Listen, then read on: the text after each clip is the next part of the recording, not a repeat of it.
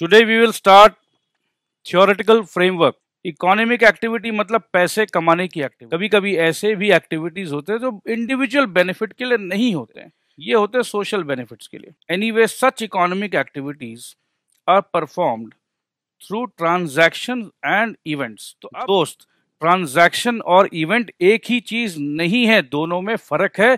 But ये चीज clear हो गया है कि पैसे का एक्टिविटी को हम ट्रांजैक्शन कहेंगे या इवेंट कहेंगे। Event is use to mean a happening as a consequence of a transaction.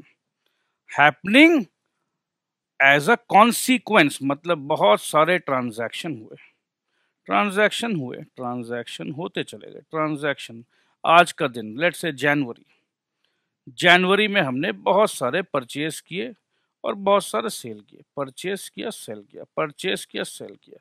तो जनवरी में मैंने इतने सारे ट्रांजैक्शन किए। समझ लो मैं वुलन क्लोथ्स बेच रहा हूँ, जनवरी ठंड का महीना है, तो परचेज किया 400 में, बेच दिया कहीं 600 में। तो परचेज किया एक इकोनॉमिक एक्टिविटी है, ट्रांजैक्शन है, बोलो है ट्रांजैक्शन? हाँ जी ट्रांजैक्शन है। 600 रुपया में हमने बेच दिया, तो बताओ क्या ये ट्रांजैक्शन है? हाँ जी ट्रांजैक्शन है। अब हम बात तो कर रहे थे इवेंट का। अच्छा जी, तो इवेंट में बताया गया इट्स अ हैपनिंग। अच्छा जी। अब देखो क्या है, अब हमसे पापा पूछे, अरे बेटा जनवरी में कितना पैसा कमाया तुमने? तो पापा, रुकिए मैं बता रहा हूँ। पापा हमने 1,20,000 रुपए कमाए, तो ये है मेरा प्रॉफिट।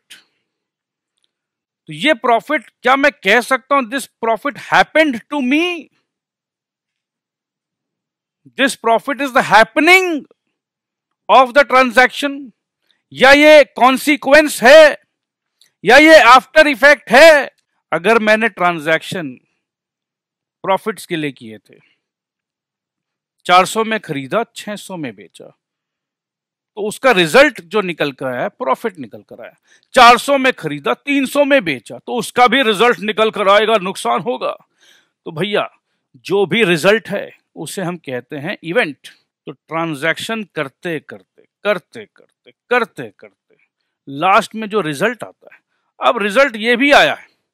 पापा पूछे स्टॉक कितना बचा है बेटा? पापा अभी तक 1,000 पीस जो हमने खरीदा था, 800 पीस हमने बेच दिया पापा, 200 पीस अभी भी स्टॉक में बचा है। तो ये एंड में जब हम रिजल्ट का बात करने, तो रिजल्ट ये है कि 200 पीस बचा है। तो ये भी एक हैपनिंग है, ये रिजल्ट है। तो ये एक इवेंट है दोस्त। ट्रांजैक्शन और इवेंट इजी है, बहुत ज़्यादा इजी है। अब आइए इसको देखते हैं एक एग्जाम्पल के रूप में। An individual invest 2 lakh for running a stationery business. On 1st January, he purchases goods for 1,15,000 and sells for 1,47,000. अभी अभी जब हमने एग्जाम्पल दिया, during the month of January he pays shop rent for 5,000 rupees and finds that still he has goods worth 15,000 in hand. The individual performs an economic activity. He carries on few transactions and encounters with some events. Encounters with some events कि देखो भैया अब मुलाकात हुआ, encounter मतलब मुलाकात हुआ, कुछ इवेंट से मुलाकात होता है उसका। इवेंट से मुलाकात कब होता है? बहुत सारे ट्रांजैक्शन करने के बाद एक इवेंट हुआ। अच्छा, is it not logical that he will want to know the result of his activity? Activity क्या है बताओ? फिर से पूछता हूं, एक्टिविटी है भैया सारे ट्रांजैक्शंस। रिजल्ट क्या है बताओ? रिजल्ट ऑफ एक्टिविटी क्या है? रिजल्ट ऑफ एक्टिविटी है इवेंट। तो ये एकदम क्लियर हो जाना चाहिए दोस्त। भैया देखिए, 2 लाख रुपए इंडिविजुअल ने इन्वेस्ट किया था, ठीक है। He purchases goods for 1,15,000 and sales for 1,47,000। तो 1,47,000 का सेल आया, खरीदा था 1,15,000 में, 32,000 का मुनाफा आता है सर। बट आप तो सर बता रहे हैं सरप्लस कुछ और बता रहे हैं। आप तो बता रहे हैं सरप्लस 42,000 का। आपको ये समझना होगा, ये खरीदा था 1,15,000 का गुड्स। किसी को कोई शक है? नहीं सर, ये तो समझ में आ रहा है।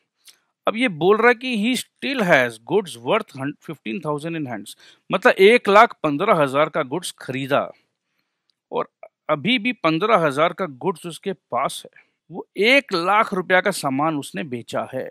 टोटल सेल्स वैल्यू है उसका 1,47,000। वो क्या 1,15,000 के पूरे गुड्स बेचा 147 में?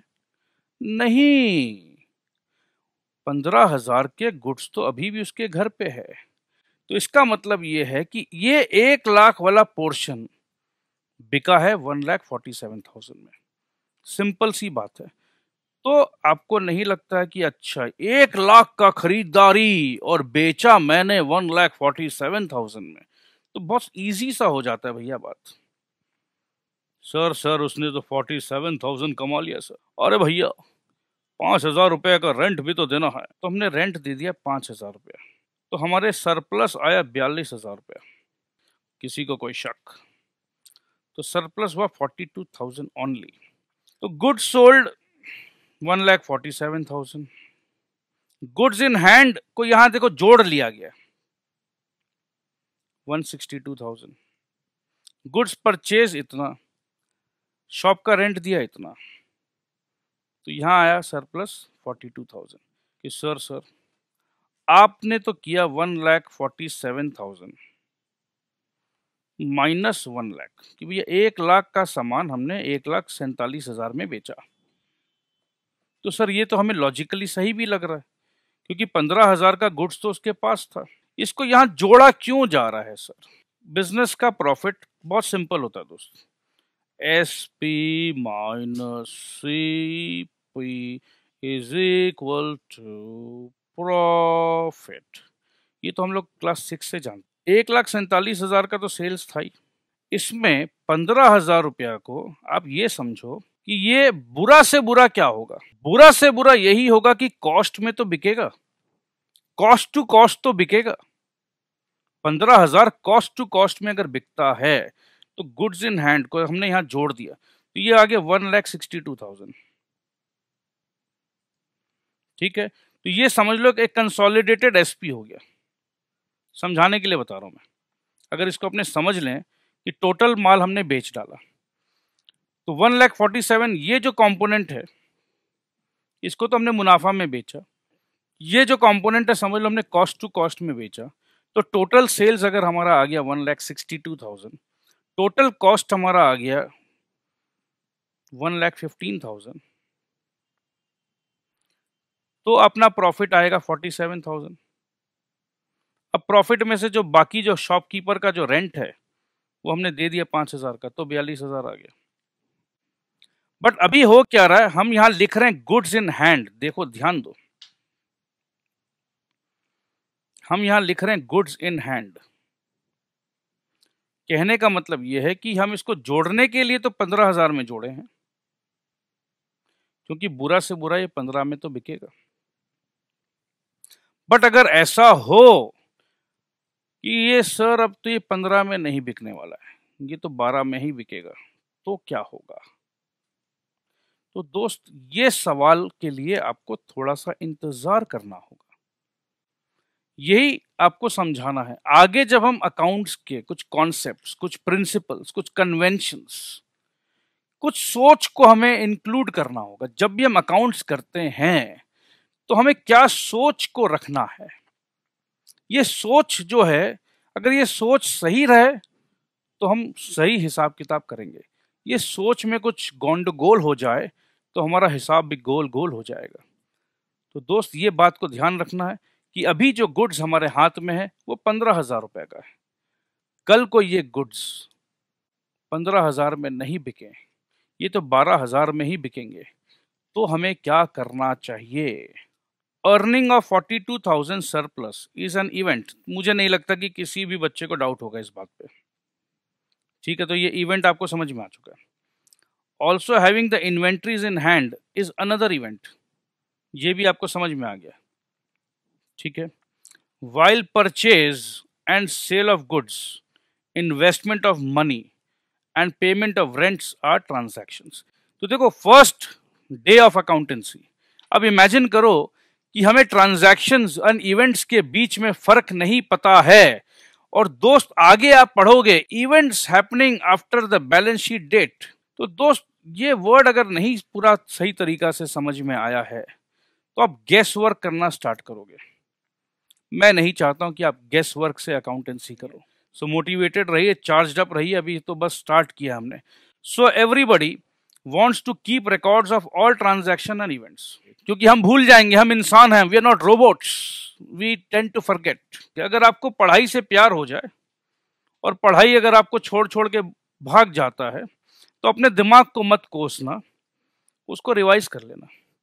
तो रिवाइज करते रहोगे तो हमेशा आपके दिल और दिमाग में छाया हुआ रहेगा। तो बात कर रहे थे रिकॉर्ड्स का, तो रिकॉर्ड्स का मतलब ये है कि इंसान का फितरत है भूल जाना। तो कहीं एक ऐसा जगह उसे लिख लो, कंप्यूटर में लिख लो, टैली सॉफ्टवेयर में नोट कर लो कि 2 साल बाद भी अगर मुझे कुछ देखना हो तो मैं देख सकूं। So everybody wants to keep records of all transaction and events and to have adequate information about the economic activity as an aid to decision making. Accounting discipline has been developed to serve this purpose.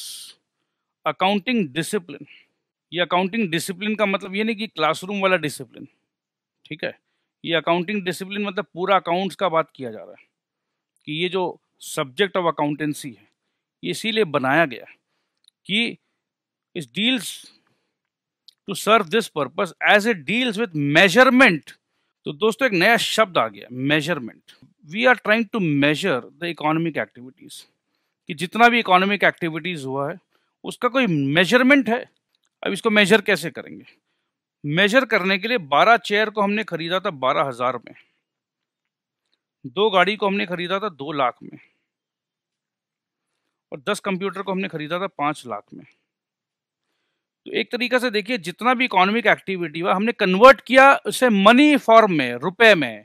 अगर हम India में काम कर रहे हैं तो हमारा देश का करेंसी है रुपया, रुपी, तो हमने इसे कन्वर्ट किया मेरे दोस्त। इकोनॉमिक एक्टिविटी पहले हमने किया, 12 चेयर खरीदा, 2 गाड़ी खरीदी, ये इकोनॉमिक एक्टिविटी है। अब हम बात कर रहे हैं कि इकोनॉमिक एक्टिविटी तो कर लिया, अब उसे रिकॉर्ड करना होगा। रिकॉर्ड क्यों करना है? अरे कल को हमें डिसीजन लेना हो कि जो 5 कंप्यूटर हम जो एक्स्ट्रा खरीद लिया, ये एक्स्ट्रा कंप्यूटर का कोई दरकार नहीं था, तो कितना रुपए का एक्स्ट्रा कंप्यूटर खरीद लिया, 2.5 लाख रुपए का एक्स्ट्रा कंप्यूटर खरीद लिया, तो ये सब डिसीजन कैसे लेंगे? तो हमको मेजर करना है, और मेजर करने के लिए हमें इसे कन्वर्ट करना होगा। इसी चीज से एक इंपॉर्टेंट कॉन्सेप्ट हम आपको पढ़ाएंगे आगे।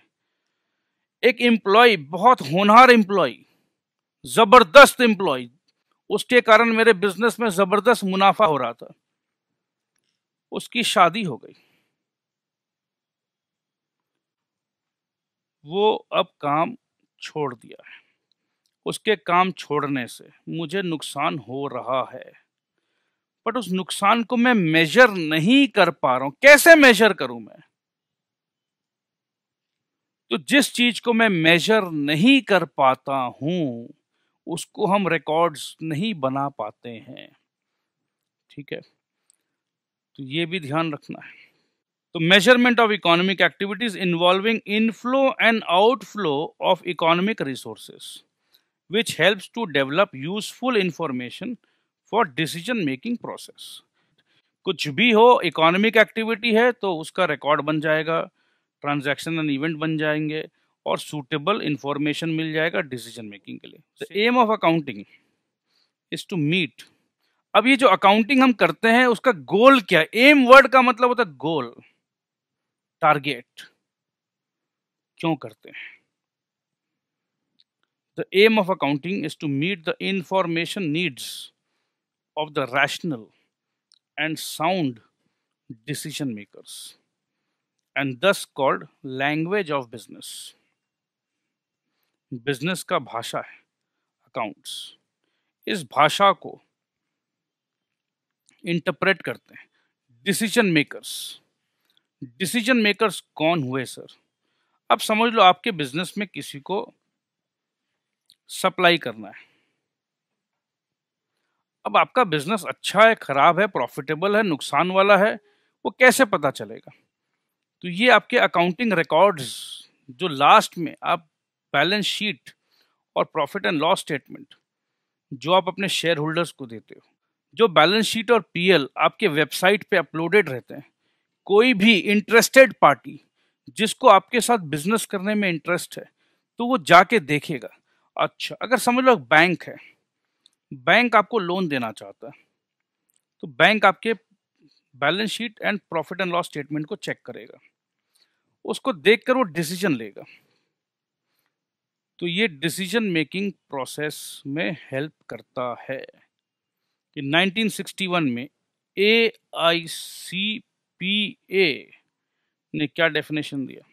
Accounting is the art of recording, classifying and summarising. Record करते हैं हम लोग, क्लासिफाई करते हैं, समराइज करते हैं।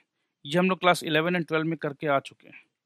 हम लोग जर्नल में रिकॉर्ड करते हैं, उसको लेजर में क्लासिफाई करते हैं, ठीक है, फिर उसको हम समराइज करते हैं पीएल में और बैलेंस शीट में।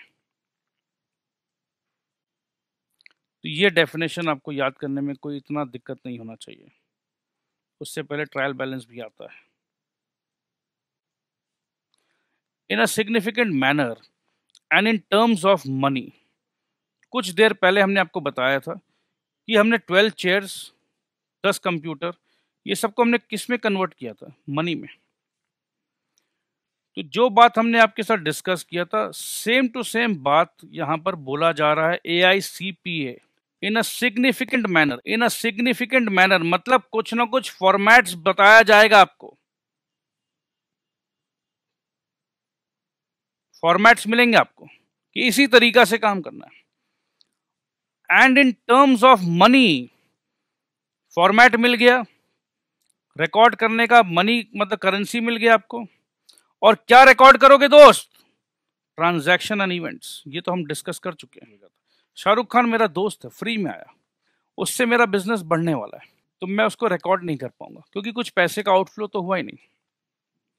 तो ध्यान रखना अपने को कि जो भी पैसे का आउटफ्लो हो तो ट्रांजैक्शन एंड इवेंट्स रिकॉर्ड करना, which are in part at least of financial character. जैसे बहुत अच्छा एम्प्लॉय काम छोड़कर चला गया, उसके छोड़ के जाने से जो मेरा नुकसान हो रहा है वो हम रिकॉर्ड नहीं कर पाएंगे। And interpreting the results thereof, सब कुछ रिकॉर्ड कर लो, ट्रांजैक्शन एंड इवेंट्स को रिकॉर्ड कर लो, फाइनेंशियल कैरेक्टर होना चाहिए, पैसे का इन्वॉल्वमेंट होना चाहिए, ठीक है, और उसके बाद उसको इंटरप्रेट कर लो। तो यही बात था अकाउंटिंग का। As per this definition, accounting is simply an art of record keeping. Accounting क्या है? It is an art of record keeping. जो रिकॉर्ड्स है उसको सही तरीका से हमें रखना है। The process of accounting starts by first identifying the events and transactions which are of financial character. जैसे मैंने अभी जस्ट कहा, पैसा वाला इन्वॉल्वमेंट होना चाहिए, financial character, and then be recorded in the books of accounts. This recording is done in journal और subsidiary books. इसको रिकॉर्ड कहाँ करते हैं? जर्नल में करेंगे या सब्सिडरी बुक्स में। और इन बुक्स को हम क्या कहते हैं? Known as the primary books. Every good recording system, record keeping system includes suitable classification of transaction and events. अब देखो, एक ही तरह का रिकॉर्ड जब हम बनाते हैं, सैलरी दिया, सैलरी दिया, सैलरी दिया, सैलरी दिया, खरीदा, परचेज, परचेज, परचेज, एक पर्टिकुलर आदमी से खरीदा, तो कोशिश जब भी हम रिकॉर्ड बनाएंगे तो हमने हमेशा दौलत राम से खरीदा तो दौलत राम का अकाउंट, हमने हमेशा शाहरुख खान से खरीदा तो शाहरुख खान का अकाउंट, हमने रेंट दिया तो जितने लोगों को रेंट दिया अलग अलग गोडाउन का उसका अलग रिकॉर्ड, सैलरी दिया तो अलग रिकॉर्ड। तो क्लासिफाई कर लेते हैं हम लोग।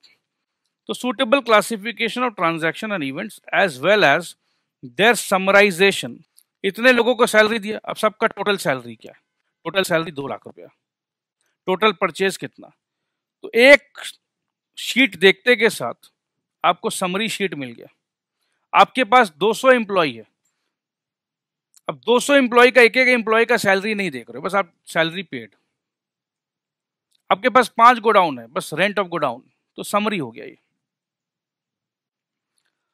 After the transaction and events are recorded, they are transferred to secondary books, that is ledger. तो पहले हम जर्नल में करते हैं, उसके बाद हम लेजर में लेके जाते हैं। In ledger, transaction and events are classified in terms of income, expense, assets and liabilities. तो देखो दोस्त, लेजर में जब हम जाते हैं तो इनकम, एक्सपेंस, एसेट है या लायबिलिटी है, इस पे हम लोग क्लासिफाई करते हैं according to their characteristics and summarised in profit and loss accounts and balance sheet. इतना ही तो काम है। अगर ध्यान से देखा जाए तो काम तो इतना ही करते हैं कि एक रिकॉर्ड को हमने लिया, रिकॉर्ड को रिकॉर्ड किया, उसके बाद उसको प्राइमरी बुक्स में डाला, उसको अलग अलग क्लासीफाई किया, क्लासीफाई करके हमने उसको लेजर में डाला, उसके बाद हमने क्या किया, उसको क्लासीफाई कर दिया। अच्छा, ये मेरा इनकम है, क्या ये मेरा एक्सपेंस है, क्या ये मेरा एसेट है, या मेरा लायबिलिटी है। एसेट में हम किसको डालते हैं और इनकम और एक्सपेंस में किसको डालते हैं, ये चीज अभी समझ लो। प्रिंटर हमने खरीदा, ये प्रिंटर मेरे कम से कम 5 साल चलने वाला है। तो जब भी कोई चीज 1 साल से ज्यादा चलने वाला है तो उस प्रिंटर को हमने क्लासिफाई कर दिया एसेट में, और प्रिंटर का इंक जो एक एक महीने में खत्म होने वाला है उसको हमने क्लासिफाई कर दिया एक्सपेंस में। कि किसी भी चीज को हम एसेट क्यों बोलते हैं और उसको एक्सपेंस क्यों नहीं बोलते हैं। तो देखो, accounting language and English language का फर्क आपको समझाना चाहता हूं। तो एक तरह से गाड़ी खरीदना में आपका 5 लाख रुपया का खर्च हुआ, नॉर्मल भाषा में आप क्या बोलोगे, भैया 5 लाख रुपया खर्च हुआ, तो अपने बोलेंगे 5 लाख रुपया एक्सपेंस हो गया। बट अकाउंटिंग भाषा में बोलते हैं car, oh car is asset. अब एक बच्चे को कंफ्यूजन हो सकता है कि सर ये, बट ये तो खर्चा है, ये तो एक्सपेंस है। कार तो इज एक्सपेंस, मैंने 5 लाख खर्चा किया है, आप बोलते हैं 5 ये एसेट है। तो दोस्त, यही समझना होगा कि ये एक्सपेंस तो आपने किया ही है, बट ये एक्सपेंस 5 लाख रुपया आपका 1 साल से ज्यादा काम में आने वाला है, राइट। तो जो भी खर्चा, जो भी एक्सपेंस 1 साल के अंदर ही खत्म होने वाला है उसको तो एक्सपेंस कहेंगे। तो अपने क्या लिखते हैं, कार को अपने लिखते हैं बैलेंस शीट में एसेट में, कार को लिखते हैं 5 लाख रुपए में। तो पहले तो मैंने आपको यह समझाया है कि जो भी एक्सपेंस 1 साल के ऊपर हो जाता है तो उसको हम लोग बैलेंस शीट में एसेट का रूप में ले जाते हैं। प्रॉफिट एंड लॉस एक ऐसा जगह है जहां हम लोग 1 ईयर वाला सारा आइटम लेकर आते हैं, इस करंट फाइनेंशियल ईयर का। तो हम लोग यहाँ करते हैं लेस डेप्रिसिएशन, 1 लाख रुपया। तो यहाँ बैलेंस शीट में balance life of the car is 4 lakh rupees, और ये 1 लाख रुपया उठा के हम लोग यहाँ ले आते हैं to depreciation of car, 1 lakh. गाड़ी हमने खरीदा सर, 5 लाख तो मेरा एक्सपेंस है सर, फिर भी इसको एसेट क्यों बोलते हैं सर। तो यही तो बात था आपका। तो देखो, एसेट का मतलब है 1 साल के ऊपर का जो बैलेंस लाइफ है इसका, तो उसको हम बैलेंस शीट में ले जाते हैं, और जो 1 साल का जो एक्सपेंस है उसको हम हमेशा प्रॉफिट एंड लॉस में लेकर आते हैं। Transactions are classified into income, expense, asset, liabilities. तो ये एक्सपेंस और एसेट का आपसी तालमेल हमने आपको आज बताया है। इन लाइनों के बीच में कुछ ना कुछ गहरा रहस्य जैसे जैसे आएगा हम उसे आपके लिए अनलॉक करेंगे। Essentially the transaction and events are to be measured in terms of money. The inauguration of a new branch of a bank is an event without having any financial character, क्योंकि रुपया का तो कोई लेन then हुआ ही नहीं। While the business is disposed of by the branch is an event having financial character. Accounting also interprets the recorded, classified and summarized transaction and events.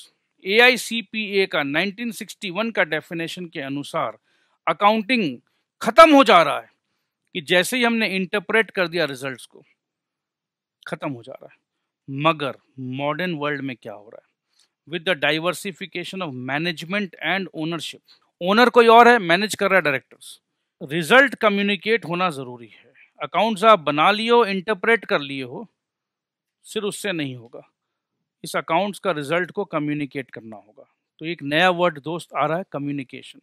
तो पहले हम तो आइडेंटिफाई करेंगे कि ये जो ट्रांजैक्शन है ये फाइनेंशियल कैरेक्टर का है क्या नहीं। अच्छा जी, ये तो फाइनेंशियल कैरेक्टर का है, तो क्योंकि हमने आइडेंटिफाई कर लिया, चलो अब इसको मेजर करते हैं। रुपए, रुपए के भाषा में मेजर करो। तो आइडेंटिफाई करो, मेजर करो एंड कम्युनिकेटिंग इकोनॉमिक इंफॉर्मेशन। अब ये कम्युनिकेटिंग से पहले जो है, अब आप कम्युनिकेट करने से पहले उसको रिकॉर्ड करोगे, क्लासिफाई करोगे, समराइज करोगे, ये पोर्शन इन्होंने उड़ा दिया है। And communicating the economic information to permit informed judgments and decisions by the users of accounts। तो ये जो balance sheet and financial statements जिसे हम कहते हैं, ये जो बनता है, अलग अलग यूजर्स बैठे हुए हैं, कुछ इंफॉर्मेशन आपका लेंगे और उसके अनुसार डिसीजन लेंगे। The function of accounting is to provide quantitative information primarily of financial nature about economic entities that is needed to be useful in making economic decisions. वही सेम टू सेम चीज summarise form में। Thus, accounting may be defined as the process of recording, classifying, summarizing, analyzing, and interpreting the financial transactions and communicating the results thereof to persons interested in such information. Procedural aspects of accounting. पहले financial information को generate करते हैं और उसी information को use करते हैं। तो फाइनेंशियल इंफॉर्मेशन कैसे जनरेट होता है? रिकॉर्डिंग करना पड़ता है, क्लासीफाइंग करना पड़ता है, समराइजिंग करना पड़ता है, एनालाइजिंग करना पड़ता है, इंटरप्रेट करना पड़ता है और कम्युनिकेट करना पड़ता है। Recording is done in a book called journal. All expenses under these heads after being recorded in the journal will be classified under separate heads in the ledger. This will help in finding out the total expenditure incurred under each of the above heads. तो summary से हम बनाते हैं trial balance, उससे बनाते हैं profit and loss, और उसी से हम बनाते हैं बैलेंस शीट और कैश फ्लो स्टेटमेंट। एनालाइज कर लिया हमने, फिक्स्ड एसेट को फिक्स्ड एसेट में डाल दिया, करंट को करंट में डाल दिया, चलो ठीक है, एनालिसिस हो गया। अब इंटरप्रिटेशन करना है। अब जब हम लोग एनालाइज करके अलग अलग हेडिंग में डालते हैं ना, कैपिटल इतना, करंट एसेट्स इतना, लोन इतना, ये इतना, तो अब उसको हम लोग देखते हैं कि मेरा लोन कितना है, फिक्स्ड एसेट्स जब हमने खरीदा तो कितने लोन पे खरीदा, क्या क्या किया, प्रॉफिट परसेंटेज कितना है, सेल्स कितना है, तो सबको हम इंटरप्रेट करते हैं। The recorded financial data is analysed and interpreted in a manner that will enable the end users to make a meaningful judgment about the financial condition and profitability of the business operations। Balance sheet का देखकर पता चलता है कि अच्छा business में मेरा capital कितना है। मेरा कैपिटल है 5 करोड़। मेरा लोन कितना है? मेरा लोन है 15 करोड़। अरे बाबा रे, 15 करोड़ का लोन है इसका, सिर्फ 5 करोड़ खुद का है।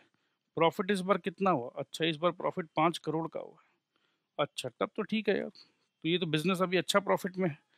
तो ये सब इंटरप्रेट करते हैं हम लोग। तो ये अगर इंफॉर्मेशन इंटरप्रेट अगर हम सही तरीका से नहीं करें तो हम डिसीजन कभी ले नहीं पाएंगे।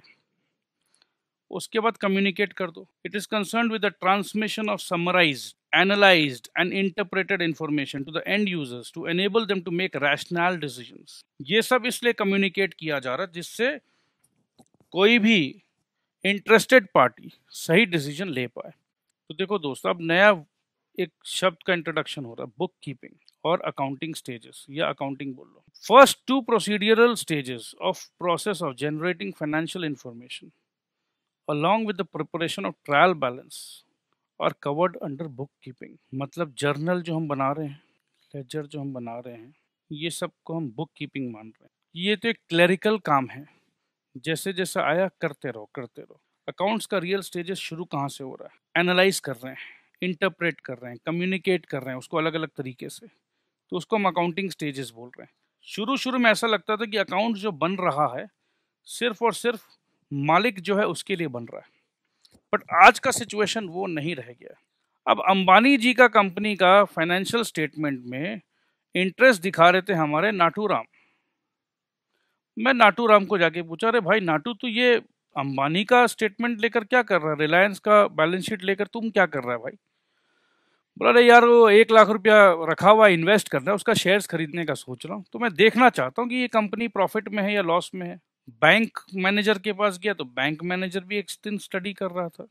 मैं बोला सर आप क्या चीज़ में बिजी है? बोला नहीं नहीं, मैंने इस कंपनी को 100 करोड़ का लोन दे रखा है, हमें डाउट है कि इस कंपनी को जो हमने लोन दे दिया शायद ये कंपनी अभी प्रॉफिट में नहीं है और हमें डाउट है कि ये हमारा पैसा चुका पाएगी। तो इसका बैलेंस शीट और वगैरह सब चीज़ चेक करके देख रहे हैं कि भाई हमने जो डिसीजन लिया वापस ये हमसे 150 करोड़ का लोन का एप्लीकेशन कर रहा है, तो इसे देना है या नहीं देना है। तो ये बैंक भी यूज़र है। तो आज का सिचुएशन जो अकाउंट्स बन रहा था पहले सिर्फ एक ओनर के लिए, अब वो सिचुएशन नहीं है। Users of accounts include the investors, employees. अच्छा एम्प्लॉयज, मैं इस कंपनी में जॉब लेने का सोच रहा हूँ, मैं देखना चाहता हूँ कि ये बोनस कितना दिए थे last time. Lender, suppliers, customers, government देखना चाह रही है, and other agencies and the public at large. तो सीए साहब, आप जो ऑडिट करोगे, आप जिस बैलेंस शीट पे साइन करने वाले हो, वो इतने जगह डिस्ट्रीब्यूट होने वाला है। तो इम्पोर्टेंस समझिए पहले आप। इम्पोर्टेंस नहीं समझोगे तो काम करने का एंथुजियाज्म नहीं आएगा। तो ये है इम्पोर्टेंस आज का डेट में अकाउंटिंग का। Accounting provides the art of presenting information systematically to the users of accounts. Accounting data is more useful if it stresses economic substance rather than technical form. Information जो है मुझे relevant information दो जिससे मैं decision ले सकूं। Time पे information दो, उस समय चला गया, अब इंफॉर्मेशन का कोई वैल्यू नहीं है। इस बैलेंस शीट पर मैं रिलाई करूं क्या नहीं करूं, कंपेयर कर सकते हैं इसको with information about alternative opportunities and past experience. The owners or the management of the enterprise, commonly known as internal users. तो कुछ यूजर होगा इंटरनल यूजर और कुछ यूजर होगा एक्सटर्नल यूजर। तो ये तो एकदम सिंपल सी बात है दोस्त। जो कंपनी के बाहर के लोग हैं वो एक्सटर्नल है, जो कंपनी के अंदर के लोग हैं वो इंटरनल है। फाइनेंशियल स्टेटमेंट पब्लिक डोमेन के लिए है, पब्लिक यूजर्स के लिए है कि आओ देखो, बट पब्लिक को हम अपना इंटरनल वर्किंग कभी नहीं बताना चाहेंगे, पब्लिक को हम अपना सीक्रेट्स कभी नहीं बताना चाहेंगे। तो वो सीक्रेटिव रिपोर्ट्स जो होता है, जो डेली मैनेजर को डिसीजन लेना होता है दोस्त, वो सबको हम कहते हैं मैनेजीरियल रिपोर्ट्स, ठीक है, और उसे हम कहते हैं मैनेजीरियल अकाउंटिंग। और ये जो बैलेंस शीट वाला अकाउंटिंग है जो हम सबको देते हैं उसे हम कहते हैं फाइनेंशियल अकाउंटिंग। तो ध्यान रखिएगा। तो ये दोस्त इवोल्यूशन ऑफ अकाउंटिंग देखते हैं। 4th सेंचुरी से शुरू करेंगे हम आपके लिए। ये हमारे रिस्पेक्टेड श्री चाणक्य जी, चाणक्य जी ने बहुत ज़बरदस्त किताब जिसे हम अर्थशास्त्र के नाम से जानते हैं, अर्थशास्त्र में मेंशन है, अकाउंट्स के बारे में कुछ इंफॉर्मेशन है कि उस ज़माने में एसेट्स को कैसे रिकॉर्ड करना है। अर्थशास्त्र से हमें कुछ डिटेल्स मिलती है। ज्वेलरी को कैसे रिकॉर्ड करना है, एनिमल्स, एलिफेंट्स को कैसे रिकॉर्ड करना है, क्योंकि उन ज़माने में these elephants were very important. The earliest record was in physical quantity rather than in monetary terms. देखो ये बड़ा कमाल का चीज़ है। मॉनिटरी टर्म्स तो बाद में आया, तो पहले तो रिकॉर्डिंग जो होता था वो फिजिकल टर्म्स पे होता था। Clay tablets were used in Babylon to record assets. तो बेबीलोन में ये एसेट्स हुआ करते थे दोस्त, right, and they used to record the numbers clay tablets में। ये देखो क्ले टैबलेट्स में रिकॉर्ड किया गया है। पैसे नहीं हुआ करते थे, मॉनेटरी टर्म्स पे नहीं रिकॉर्ड होते थे, जो आज अभी हमने पढ़ा है कि मॉनेटरी ट्रांजैक्शन पे रिकॉर्ड होना है। 4 सेंचुरी से अब हम सीधा जंप मारे हैं 11th सेंचुरी पे। ये एक अच्छा बॉस है, ठीक है, बड़ा एम्पायर है इसके पास। ये अपने मुनीम को दे दिया, अरे भाई तुम हिसाब रख। और उस मुनीम को हम कहते थे स्टीवर्ड। जो हम हिंदी में मुनीम कह रहे हैं, अंग्रेजी में कहते थे स्टीवर्ड। तो ये वर्ड हम काफ़ी देखेंगे और सुनेंगे, स्टीवर्डशिप अकाउंटिंग। तो जो फाइनेंशियल अकाउंटिंग का जो हम बात कर रहे हैं उसका रूट्स क्या है, स्टीवर्ड अकाउंटिंग। दोस्त बाद में आया हैंडीक्राफ्ट इंडस्ट्री, बाद में आया कॉटेज इंडस्ट्री। कहने का मतलब है कि 11th सेंचुरी के बाद हैंडीक्राफ्ट इंडस्ट्री, कॉटेज इंडस्ट्री थी। ये 18th 19th सेंचुरी में आया था इंडस्ट्रियल रेवोल्यूशन। तो हैंडीक्राफ्ट इंडस्ट्री, कॉटेज इंडस्ट्री के ज़माने में अकाउंटिंग कैसे होता था। इंडस्ट्रियल रेवोल्यूशन जब आया 18th 19th सेंचुरी में, तो साथ साथ वो लेकर आया concept of limited liability, joint stock company, the Virginia company, तो supposedly the first joint stock company. साथ साथ हम डिस्कस करना चाहते हैं origin of double entry system और इटालियन सिस्टम और foundation of modern accountancy in Genoa, Venice, Florence in Italy. Luca Pacioli. The book describing double entry system was first written by Luca Pacioli. देख लीजिए दोस्तों, Luca Pacioli को 19th century में industrial revolution आया, तब हुआ क्या, डिवोर्स हो गया ओनरशिप और मैनेजमेंट का. उससे पहले होता था कि ओनर्स ही मैनेज करते थे. अब क्या हुआ, बहुत लोग पैसा लगा रहे हैं और लोगों का पैसा, ओनर्स अलग और मैनेज करने वाले लोग अलग. तो अब आया कानून, क्योंकि लोगों का पैसा को सुरक्षित रखना का जिम्मेदारी है कानून का. तो इंडियन कंपनीज एक्ट आया दोस्त 1956 में कि किसी भी इन्वेस्टर का पैसा बेकार ना जाए. 20th सेंचुरी जब हम पहुंचे और अवेयरनेस क्रिएट हुए. इन्वेस्टर चाहते थे कि भाई बिजनेस में घुसने से पहले they wanted to know more about the business before entering into business transactions. Awareness create हो गया कि हम पैसा लगाएंगे तो हमें और डिटेल और इन्फॉर्मेशन दो. और साथ ही साथ बहुत सारे लोग घुस गए बिजनेस में. कंपटीशन बढ़ गया दोस्त, कंपटीशन ही कंपटीशन, सब कोई पैसा कमाने की होड़ में है. कंपटीशन के साथ आया मैनेजरियल अकाउंटिंग, क्योंकि अगर मुझे सामने वाले को हराना है तो मेरे को अपना स्ट्रेंथ पता होना चाहिए. मुझे सब पता होना चाहिए कि भाई मेरा कॉस्ट कैसे कम हो, मेरा एफिशिएंसी कैसे बढ़े. तो ये कंपटीशन के कारण आया मैनेजरियल अकाउंटिंग. अब ये होने लग गया मास प्रोडक्शन, और ये मास प्रोडक्शन से हुआ पोल्यूशन. पहले पोल्यूशन का नाम किसी ने नहीं सुना था, ये धुआं क्या होता है कोई नहीं जानता था. पोल्यूशन आया, लैंड, लेबर, रॉ मटेरियल को लेकर मास प्रोडक्शन किया. उसके बाद अब लोगों को चिंता होने लग गई है कि भैया पृथ्वी को बचाओ, यूनिवर्स को बचाओ. तो सोशल रिस्पॉन्सिबिलिटी आया, सोशल अकाउंटिंग जैसा शब्द आया. मास प्रोडक्शन से बहुत लोगों को एम्प्लॉयमेंट मिला, बेटर क्वालिटी प्रोडक्ट्स आने लग गए, प्राइसेस भी गिर गए. ये तो फायदा जरूर हुआ है भैया, जॉब मिलने लग गए, क्वालिटी आ गया, प्राइसेस भी गिर गए क्योंकि कंपटीशन आया. तो आज का मॉडर्न सिनेरियो क्या है, हाईटेक गैजेट्स है, कंप्यूटर्स है, गवर्नमेंट रेगुलेशंस है, गवर्नमेंट को टैक्स चाहिए, गवर्नमेंट का कंट्रोल आ गया है, गवर्नमेंट को इनकम टैक्स चाहिए मेरे दोस्त. आपके फाइनेंशियल स्टेटमेंट पे भी गवर्नमेंट का कंट्रोल है. ऑपरेशनल रिसर्च बोलकर कॉन्सेप्ट आ गया दोस्त. Problems arising as a result of change in the scale of production. और डबल एंट्री सिस्टम जो ल्यूसा पेसियोली ने इटली में फॉर्म किया था, आज भी अकाउंटिंग में ये डबल एंट्री सिस्टम चले आ रहा है, डेबिट एंड क्रेडिट.